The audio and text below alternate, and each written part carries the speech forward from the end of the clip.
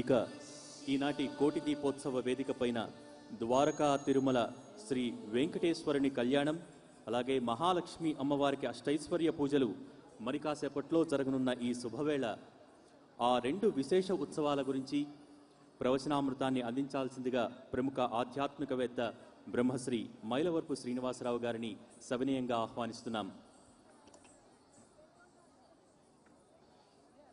కార్తీక శుక్రవారాన్ని పురస్కరించుకుని మహాలక్ష్మి అమ్మవారికి అష్టైశ్వర్య పూజ నిర్వహించుకోబోతున్నాం లక్ష కలువలతో. అలాగే పశ్చిమ గోదావరి జిల్లాకు చెందినటువంటి ద్వారకా తిరుమల చిన్న తిరుపతి స్వామివారికి కళ్యాణ ఉత్సవాన్ని నిర్వహించుకోబోతున్నాం. కళ్యాణం తర్వాత స్వామివారిని గరుడ వాహనం మీద ఊరేగించబోతున్నాం. ఈరోజు విశేషమైనటువంటి పూజ కైంకర్యాలు నిర్వహించుకోబోతున్నాం. ఇక్కడ జరిగేటువంటి ప్రత్యేక ఉత్సవాలు, భవ్య నవ్య కళ్యాణోత్సవాలు, అనుగ్రహ భాషణలు, ప్రవచనామృతాలు అన్నీ కూడా ఎన్టీవీ భక్తి సంయుక్త ఆధ్వర్యంలో ప్రత్యక్ష ప్రసారం ద్వారా వీక్షించవచ్చు. అలాగే పునఃప్రసారం కూడా ఉంటుంది. ఎన్టీవీ భక్తి వనిత ప్రత్యక్ష ప్రసారాల ద్వారా ఇక్కడ జరుగుతున్నటువంటి విశేష కైంకర్యాలు, పూజా విధానాలు అవన్నీ కూడా ప్రత్యక్ష ప్రసారం ద్వారా వీక్షించవచ్చు. ఆ తర్వాత తిరిగి పునఃప్రసారం ఉంటుంది. చౌకీల ముందు ఉన్న వాళ్ళకి ప్రత్యేక విజ్ఞప్తి, అందరూ దయచేసి కూర్చోవాలి. వేదిక ముందు భాగంలో ఉన్న వాళ్ళు కూడా మీరు కూర్చోవాలి. లక్ష కలువలతో ఆ మహాలక్ష్మిని స్వయంగా అర్చించుకునేలా ఏర్పాట్లు చేయబడ్డాయి. కలువలు అందరికీ అందుతాయి. దయచేసి భక్తులందరూ కూర్చోవలసిందిగా కోరుతున్నాం. అలాగే ఆధ్యాత్మికవేత్త బ్రహ్మశ్రీ మైలవరపు శ్రీనివాసరావు గారిని ప్రవచనామృతం అందించాల్సిందిగా కోరుతున్నాం.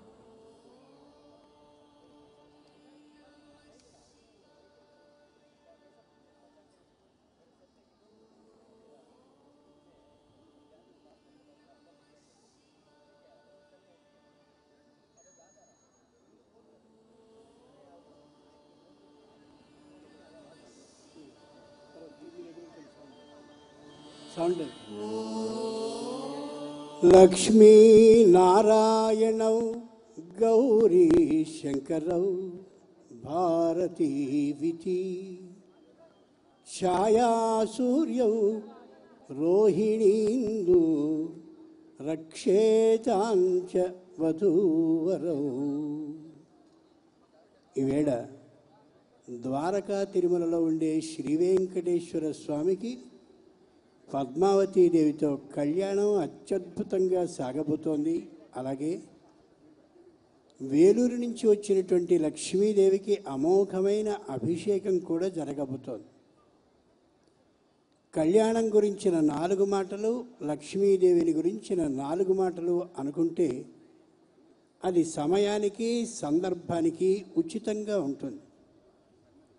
పెళ్ళి గురించి మన పిల్లలకి ఎలా చేయాలి అని అనుకున్నాం అనుకోండి, మన నాన్ననో అమ్మనో తాతయ్యనో అమ్మమ్మనో కూర్చోబెట్టి పెళ్ళి చేయలేం. కాబట్టి పరమేశ్వరుడు యొక్క పెళ్ళిని చేస్తూ, ఆ పెళ్ళిని చూస్తూ మన పిల్లలకి ఇలా పెళ్ళి చేస్తే అది సశాస్త్రీయమైన పెళ్ళి, సప్రమాణమైన పెళ్ళి అని అర్థం చేసుకుంటామన్నమాట.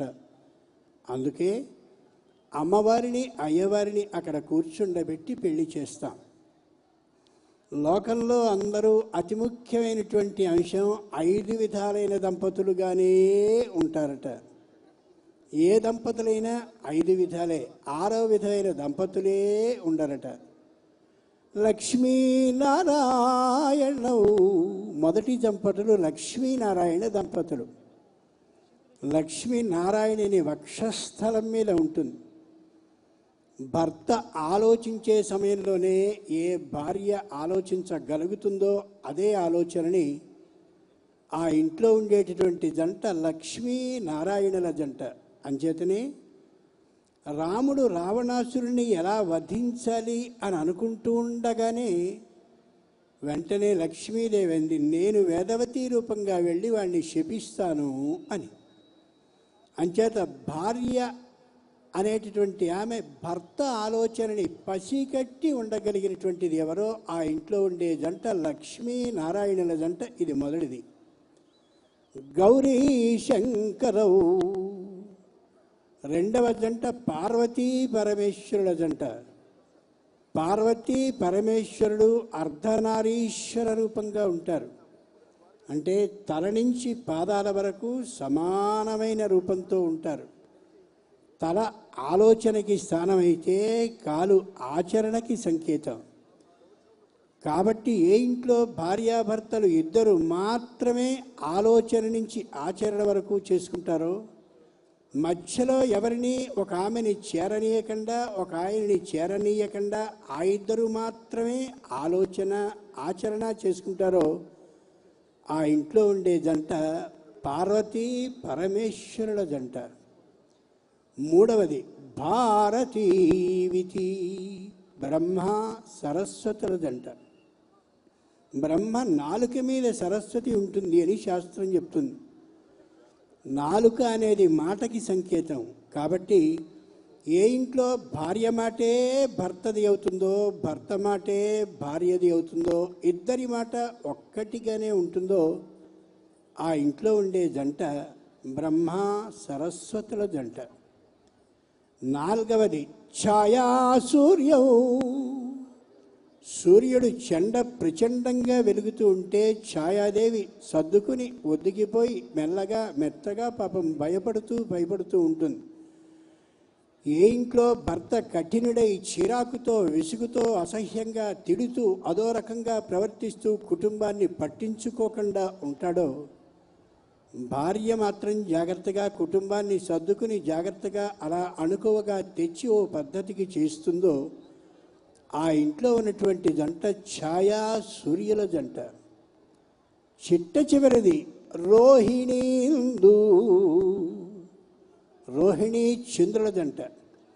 ఏ ఇంట్లో భార్య అలా ఒకసారి ఆకాశమంతా దద్దరిల్లేలా అరిచేస్తూ ఉంటుందో, విసుగు చిరాకు కోపం అసహనం అసహ్యంగా ప్రవర్తిస్తూ ఉంటుందో, భర్త మాత్రం మెల్లగా సర్దుకుని అలా సంసారాన్ని జాగ్రత్తగా బయటపడకుండా రక్షించుకుంటూ ఉంటాడో రక్షిస్తూ ఉంటాడో ఆ ఇంట్లో ఉండే జంట రోహిణీ చంద్రుల జంట అని చెప్పింది శాస్త్రం. ఎక్కడి దంపతులైనా ఈ 5 విధాలుగానే ఉంటారు తప్ప 6వ జంట అనేవాళ్ళు ఉండరు. అలాంటి జంటల్ని వివరాలు చెప్పాక మీవే జంటలో మీ పక్కిళ్ళ వాళ్ళెవరివో వెనుకిళ్ళ వాళ్ళెవరివో శ్రద్ధగా మీరు వినుంటారు. వాళ్ళలో లక్ష్మీనారాయణల జంటని గురించి మనం ఇప్పుడు చెప్పుకోబోతున్నాం. పెళ్ళికి వరుడు వేదిక మీదకి వచ్చాక మొట్టమొదట అమోఘమైన ప్రతిజ్ఞని చేస్తాడు. మనం ఈవేళ బ్రాహ్మణోత్తమునికి వివాహం చేయించేటటువంటి వారికి ఇయ్యవలసిన దక్షిణ అంతా ఇస్తున్నా వాహనాలకి వెళ్ళిపోవాలి, అంత సమయం లేదనుకుని మనం నష్టపోతున్నాం తప్ప సంప్రదాయంలో నిజంగా వేదిక మీదకి వరుడొచ్చి ప్రమాణాన్ని అమోఘంగా చేస్తాడు. ఏమనో తెలుసునా, ఓ మంత్రి ఎన్నిక కాబడిన తరువాత ఏ విధంగా ప్రమాణాన్ని చేసి ప్రమాణ స్వీకారోత్సవంలో ఆ తరువాత మాత్రమే పదవిని అధిష్ఠిస్తాడో అలా వరుణిది కూడా పదవే అంచేత చేస్తాడు. ఏమని న వృక్షమారోహేయం. ఇప్పటి వరకు మా గురువుగారు ఆకుల్ని కానీ పండ్లని కానీ అంటే టకటకా ఎక్కేసేవాడిని, కోతిపిల్లలా తెచ్చేవాడిని. నా కోసం ఎదురు చూస్తూ ఉండే ఒక భార్య రాబోతోంది కాబట్టి నేను చెట్టు ఎక్కను అని ప్రమాణం చేస్తాడు. నకోపమవరోహేయం. వెనకటి రోజుల్లో దిగుడు బావులు ఉండేవి, దాంట్లోకి దూకి స్నానాన్ని చేసేవారు. నేను నా భార్య నా కోసం ఎదురు చూస్తూ ఉంటుంది కాబట్టి ఇట్లాంటి సాహస కృత్యాన్ని చెయ్యను. నా బాహుభ్యాన్ నదీంతరేయం. ఒక్కొక్క రోజుల్లో ఇటు నుంచి అటుకి కాలవకి అలా 2 చేతుల మీద ఈదుకుంటూ వెళ్ళిపోతూ ఉండేవాడిని, నదికి కూడా. కానీ నాకేదైనా కష్టం కానీ కలిగినట్టయితే నా భార్య జీవితాంతము దుఃఖిస్తుంది కాబట్టి, నన్ను నమ్ముకుని రాబోతోంది కాబట్టి ఆ పనిని చెయ్యను. ఇన్ని ఎందుకు ఒకే ఒక్క మాటలో చెప్తున్నాను. నా సంశయమభ్యాపజ్యేయం. నా ప్రాణానికి ఏదైనా ప్రమాదం కలుగుతుందన్నటువంటి ఏ పనిని చేయనని స్వయంగా వేదిక మీద ప్రతిజ్ఞ చేసి మరీ ఆ తర్వాత పెళ్లిపీటను ఎక్కుతాడు పురుషుడు. స్త్రీ పురుషులనే ఇద్దరిలో స్త్రీకి ప్రాధాన్యం పెళ్లిలో ఉంటుంది, బాగా గుర్తుంచుకోండి. పెళ్లి పీటల మీద ఒకసారి స్త్రీ అంటూ వచ్చాకంటే వధువు కన్య అయినటువంటి ఆమె పెళ్లి కూతురు వేషంలో వచ్చాక పురుషుడైనటువంటి వాడు అంటే వరుడు కాబోయేటటువంటి మగడు ఓసారి అటుపక్క కూర్చుంటాడు, ఓసారి ఇటుపక్క కూర్చోబెడతారు. మంగళసూత్రం అన్నప్పుడు నిలబడి లేచి మెడలో కడతాడు తాళి, ఆ తరువాత మళ్ళీ పక్కన కూర్చుంటాడు, మళ్ళీ తలంబ్రాలకి ఎదురు కూర్చుంటాడు. పురుషుడు అన్ని విధాలు తిరుగుతాడు, కానీ స్త్రీ ఒకసారంటూ వేదిక మీదకి వస్తే అలాగే కూర్చుంటుంది. అంత గొప్ప ప్రాధాన్యం ఇచ్చినటువంటి సంప్రదాయం మన భారతీయ సంప్రదాయం. స్త్రీకి గమనించుకోగలగాలి. ఏ రోజున వాళ్ళకి అమోఘమైనటువంటి వధూ వర వేషాన్ని వేశారో ఆ రోజంతా ఆయన నారాయణుడు, ఆ రోజంతా ఆవిడ లక్ష్మీదేవి. అంచేతనే వివాహ మంత్రం లక్ష్మీనారాయణ స్వరూపాయ వరాయ, నారాయణ స్వరూపమయ్యా నువ్వు, మహాలక్ష్మీ స్వరూపిణి కన్యా, నువ్వు మహాలక్ష్మీ స్వరూపిణివి అంటారు. అందుకే వయసులో పెద్ద అయినటువంటి మామగారు నారాయణ స్వరూపమైనటువంటి ఏ అల్లుడు కాబోయేటటువంటి వరుడున్నాడో ఆ వరుడు యొక్క పాదాలని తాను కడిగి తన తల మీద తన భార్య తల మీద చల్లుతాడు. అవి నారాయణుని పాదం నుంచి వచ్చినటువంటి గంగతో సమానమైన జలాలు. నా వంశాన్ని ఉద్ధరించబోతున్నావయ్యా, ఎంత గొప్పవాడివి అని కాబోయే మామగారు అలా చేస్తారు. ఇప్పుడు కాబోయేటటువంటి పెళ్లిలో కూడా సముద్రుడు స్వయంగా శ్రీమన్నారాయణ యొక్క పాదాలని చల్లి దాన్ని శిరస్సున చల్లుకుంటాడు, తన భార్య యొక్క శిరస్సు మీద కూడా చల్లుతాడు. ఎంత ఆనందకరమైన అంశం ఇది.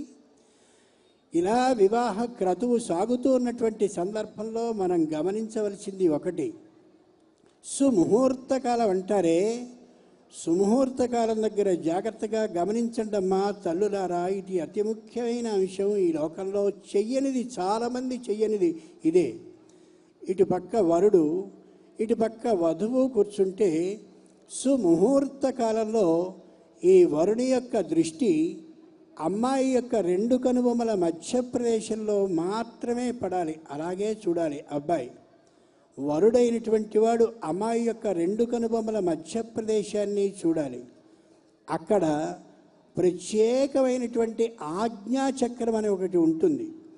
ఈ ఆకర్షణ దృష్టి ఆజ్ఞాచక్రంలో పడి వరుని యొక్క దృష్టి ఈ ఆజ్ఞాచక్రం ద్వారా అమ్మాయి యొక్క ఆజ్ఞాచక్రంలో నుండి ఇదిగో ఈ మధ్యలో ఏ బ్రహ్మరంధ్రం అయితే ఉందో దాని నుంచి ఇలా ఒకసారి సవ్యమార్గంలో ప్రయాణించి మళ్ళీ వరుని యొక్క బ్రహ్మరంధ్రంలో నుండి ఆజ్ఞాచక్రం వరకు, అంటే రెండు కనుబొమ్మల మధ్య ప్రదేశం వరకు వస్తుంది ఆకర్షణ దృష్టి. అలాగే అదే సందర్భంలో అమ్మాయి చూసినటువంటి ఆకర్షణ దృష్టి ఏదుందో అది ఈ వరుని యొక్క రెండు కనుబొమ్మల మధ్య ప్రదేశంలో ఉండే ఆజ్ఞాచక్రంలోనికి ప్రవేశించి అలాగే వరుని యొక్క బ్రహ్మరంధ్రం గుండా మళ్ళీ ఈ విధంగా అపసవ్య రూపంలో వచ్చి అమ్మాయి బ్రహ్మరంధ్రం ద్వారా అమ్మాయి యొక్క రెండు కనుబొమ్మల మధ్య ప్రదేశంలోకి వస్తుంది. ఇలా సవ్యరూపంగా ఇటు అపసవ్య రూపంగా ఆ ఇరువురి ఆకర్షణ కలుగుతుంది. కాబట్టే అది ముహూర్తం కాదు, సుముహూర్తం. ఆ ఇద్దరూ ఒకరి రెండు కనుబొమ్మల మధ్య ప్రదేశాన్ని వేరొకరు చూస్తూ ఉండేటటువంటి సందర్భంలో వీడియోవాడు నా మొహం చూడు అంటాడు. దాంతో ఆకర్షణ కాస్త పోయి ఏమిటోనండి పెళ్ళయింది, ఇద్దరు అదో ఇదోగా ఉంటున్నారు అని ఎందుకు ఉండరు. ఆ చూసేటటువంటి సందర్భంలో అమోఘమైన మంత్రం ఒకటి ఉంది, అభ్రాతృఘ్ని. ఓ కన్యా, ఏ చక్కనైనటువంటి దృష్టితో నువ్వు చూస్తున్నావో ఆ దృష్టి కారణంగా ఆ దృష్టి యొక్క పడినటువంటి కారణంగా నా సోదరులతో నేను విభేదించకుండుదునుగాక, నా సోదరీమణులతో నేను ఏ విధమైన పరపత్యాన్ని కలిగి ఉండకుండుదునుగాక, అపతిఘ్ని నేను శాశ్వత కాలం జీవింతునుగాక, మన కుటుంబం ఆనందకరంగా ఉండునుగాక. ఇన్ని అర్థాలు కలిగినటువంటి అమోఘమైన కాలం సుముహూర్త కాలం. మనం ఇప్పుడు చూడబోతాం లక్ష్మీనారాయణుల వివాహం జరిగినప్పుడు ఆ విధమైన సుముహూర్తం జరగడాన్ని మనం పరిశీలించి చూస్తాం. మరొంకో యథార్థాన్ని గమనించాలి. వివాహం అయ్యేటటువంటి సందర్భంలో అమ్మాయిని అబ్బాయిని మాంగళ్య తంతువు అనేటటువంటి అంటే మంగళసూత్రం అనే దాంతో ఇద్దరిని ఒకటి చేస్తారు. అక్కడ చదివే మంత్రం కాదది, శ్లోకం. మాంగళ్యతంతున నేన మమ జీవన హేతున కంఠే బధ్నామి సుభగే సా జీవ శరదాం శతం.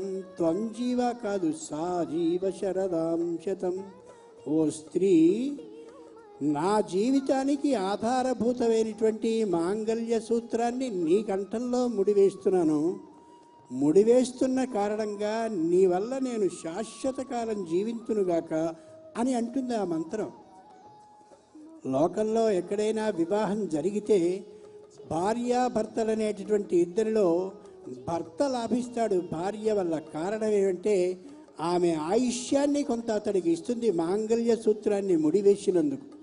అందుకే పురుషుడు ఆ క్షణం నుండి ఏ విధమైన పూజని చేసినప్పటికీ కూడా ఆ పూజలో సగ భాగం భార్యకి చెంది తీరుతుంది.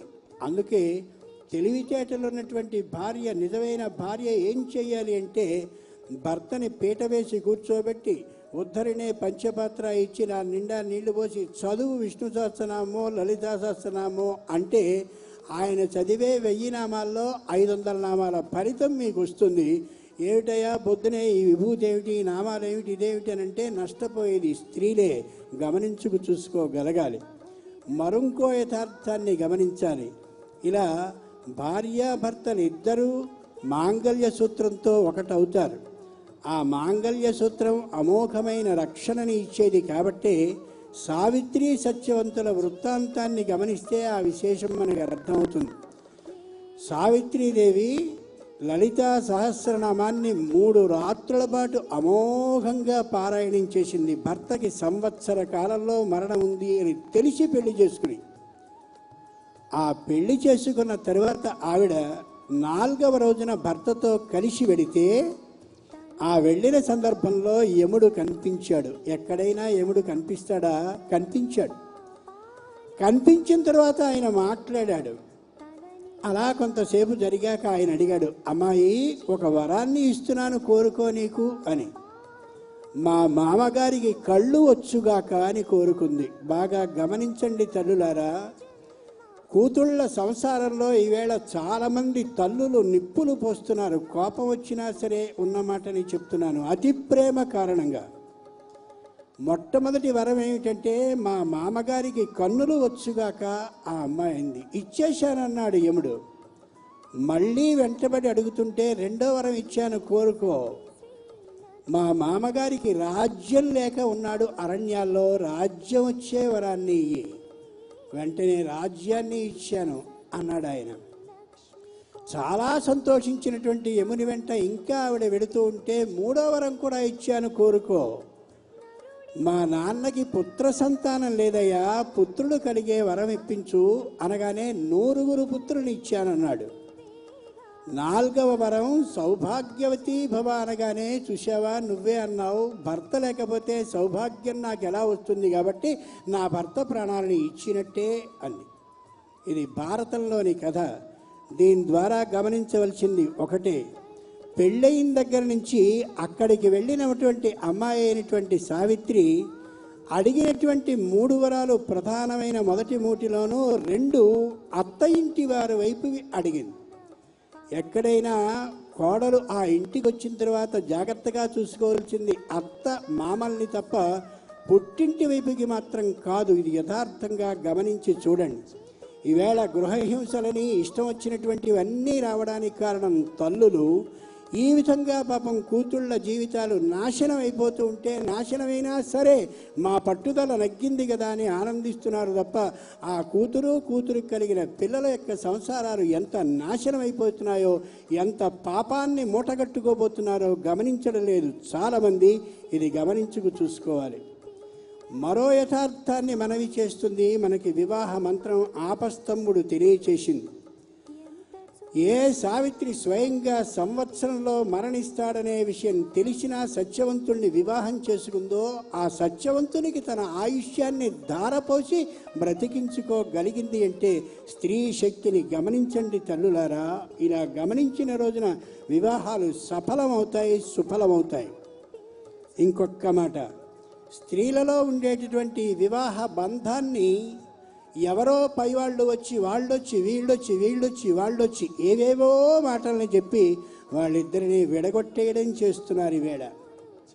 ఓ ఆంజనేయుడు సీతని రాముణ్ణి కలిపిన కారణంగా అమోఘమైనటువంటి పుణ్యం కలుగుతుందని సుందరకాండలో శ్రీమద్ రామాయణంలో తెలియచేస్తూ ఉంటే తెలిసి తెలియని మాటల్ని, కావాలని మాటల్ని, ఏవో చెప్పుడు మాటల్ని చెప్పి భార్యాభర్తల్ని విడదీయడం లేదా కుదిరిన సంబంధాన్ని చెడగొట్టడం చేస్తున్నారే, మహాపాపం చేస్తున్నారు, నరకానికి పోతారని తెలియజేస్తుంది ధర్మశాస్త్రం. కాబట్టి ఎవరైనా ఒక మాట మాట్లాడే ముందు దీనివల్ల సంసారం ఏమైనా నాశనం అవుతుందా అని ఒక్కసారి ఆలోచించుకోగలగాలి. ఇంకొక మాట, ఏదైనా వాద వివాదాలు వచ్చినటువంటి సందర్భంలో ఏం చెయ్యాలి? శ్రీకృష్ణుడు అంతటి వాడు రాయబారానికి స్వయంగా వెళ్ళి కౌరవ పాండవుల మధ్య ఎలా అయితే దౌత్యం రాయబారం చేశాడో అలా, అయ్యా మాకు ఈ కష్టం వచ్చింది మీ అమ్మాయి వల్ల, ఇదిగో మీ అబ్బాయి వల్ల నా కష్టం వచ్చిందని ఉభయులు కలిసి కూర్చుని మాట్లాడుకోవాలి తప్ప మేము మాట్లాడం మీరు మాట్లాడొద్దంటే ఎప్పటికీ కలిసి వచ్చాను. మహా నరకాన్ని మూటగట్టుకునేటటువంటి విధానం ఇది. సంసారాలు కలిసి ఉంటే ఆనందం అవుతుంది అని యథార్థాన్ని తెలియచెప్తోంది శాస్త్రం. వివాహం అయ్యాక ఏ మంగళసూత్రాన్ని స్వయంగా అమ్మాయి ధరిస్తోందో ఆ మాంగళ్య సూత్రాన్ని మెడలో ధరిస్తే ఎదుటిగా ఉండేటటువంటి పురుషుడికి ఈ అమ్మాయికి వివాహం అయింది కాబట్టి ఈ అమ్మాయి జోలికి పోకూడదు, ఈ అమ్మాయిని అసహ్యకర దృష్టితో చూడకూడదు అనే జ్ఞానం ప్రతి పశువుకి ఎదుటివాడికి కలుగుతుంది. అలా మంగళసూత్రం కనిపించకపోతే, కాలికి మట్టెలు ఏమాత్రమూ లేకపోతే, మెడలో నల్లపూసలు లేకపోతే, చేతులకి గాజులు, నుదుటికి బొట్టు, పుష్పాలు ఇవి లేకపోతే ప్రతి పశువుకి కూడా ఆలోచన కలుగుతుంది, ఈమె కన్యేలా ఉంది కాబట్టి ఇష్టం వచ్చినట్టుగా మాట్లాడదాం, ప్రవర్తిద్దామని. ఆలోచించి చూడండి. మాంగళ్య సూత్రం అనేది మెడలో కనిపించడం, నల్లపూసలు అనేటటువంటివి స్పష్టంగా కనిపించడం అనేవి సౌభాగ్యవతి చిహ్నాలు. ఎదుటివాడిని దూరంగా ఉంచేందుకు తగినటువంటి అవకాశాన్ని ఇచ్చే అమోఘమైనటువంటి ఆభరణాలు స్త్రీకి. అందుకని దాన్ని గమనించాలి. సుందరకాండలో ఆంజనేయ స్వామి శ్రీమద్ రామాయణంలో చూసి అన్ని ఆభరణాలు సీతమ్మకి లేవు అని అనుకున్నాను, కానీ యథార్థమైనటువంటి ఆభరణమైన రామచంద్రుడు కూడా అక్కడే ఉండిపోయాడు. ఆ తండ్రి ఇక్కడికి వచ్చి తల్లి అక్కడికి వెళితే ఈ ఇద్దరిని కలిపితే నా జీవితం ధన్యమైపోతుంది కదా అని ఆలోచించాడు. తల్లులారా, మరో మాట మనవి చేస్తున్నా, చేతులకి కానీ గాజులు వేసుకున్నట్టయితే మణికట్టు నుండి ఈ వెనక్కి మణికట్టుకి, వెనక్కి వెనక్కి మణికట్టుకి ఆ చేతులు కానీ ఆడిస్తూ ఉన్నప్పుడు ఈ గాజుల యొక్క కదలిక ఉంటే సంతానం కలిగి తీరుతుంది. గుర్తుంచుకోండి. ఈవేళ సంతానం సరిగా లేకపోవడానికి, ఆలస్యం అవడానికి, అసలు లేకపోవడానికి కారణం గాజుల్ని ధరించకపోవడం మాత్రమే. మాంగళ్య సూత్రాన్ని తల్లి వేసుకోకపోతే మంగళసూత్రాన్ని కూతురు కూడా వేసుకోదు. తెలుగులో సామెత ఉంది, ఆవు చేలో మేస్తుంటే దూడ ఒడ్డున మేస్తుందా గట్టున మేస్తుందా అని.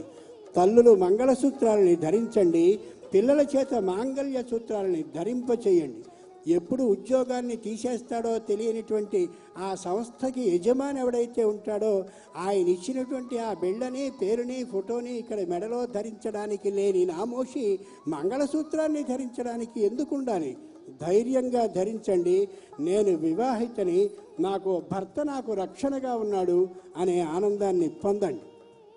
మరొక మాట, వివాహం అయిన తర్వాత అగ్నిహోత్రాన్ని వేసి అగ్నిహోత్రానికి ఉత్తరపు దిక్కుగా 7 తమలపాకుల్ని జతలుగా వేయిస్తారు. అక్కడ ఆ అడుగుల్ని వేయిస్తూ వధూవరుల్ని నడిపిస్తారు. ఏకమిషే విష్ణుస్త్వాన్వేతు, ద్వే ఊర్జే విష్ణుస్త్వాన్వేతు, త్రీణి వ్రతాయ విష్ణుస్త్వాన్వేతు, చత్వారి మాయోభవాయ విష్ణుస్త్వాన్వేతు, పంచభశభ్యో విష్ణుస్త్వాన్వేతు, షడ్ఋతుభ్యో విష్ణుస్త్వాన్వేతు, సప్తభ్యో హోతృభ్యో విష్ణుస్త్వాన్వేతు. వధూవరులైనటువంటి మీ ఇద్దరం మొదటి అడుగు వేస్తున్నాం శరీర బలం కోసం. ద్వే ఊర్జే, శరీరం ఎంత బలిష్టంగా ఉన్నా మానసికమైనటువంటి బలం లేకపోతే మేము అడుగులు వేయలేం. కాబట్టి మానసికమైనటువంటి బలం మా భార్యాభర్తలకి ఉండుగాక అని.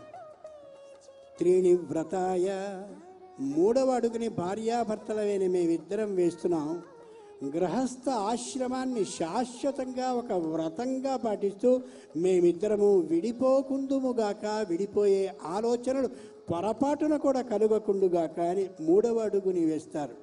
చత్వారి మాయోభవాయ, మాకున్నటువంటి చిన్న జీతంలో, చిన్న ఆదాయంలో, చిన్న ఆర్థికమైన వసతిలో అన్ని సౌకర్యాలని యథాశక్తి అనుభవింతుముగాక, అది 4. పంచ పశుభ్య, ఐదవ అడుగుని వేస్తారు భార్యాభర్తలు. పశు సంపద అంటే ఆవు పాలు, ఆవు పెరుగు, ఆవు నెయ్యి, ఇలా పశువుల నుంచి వచ్చేటటువంటివి అన్నీ కూడా మా శరీరానికి ఏ కష్టాన్ని కలిగించకుండుగా. కానీ కొంతమందికి ఆవు పాలు పడవు, కొంతమందికి ఎక్కడ మజ్జిగ వాసన చూసినా అకస్మాత్తుగా వమనం డోకొచ్చేస్తూ ఉంటుంది, కొంతమందికి నెయ్యి పడదు. ఇట్లాంటివన్నీ లేకుండా పశు సంపదని శ్రీ మహావిష్ణువు మాకు పడేలా చేయవలసింది.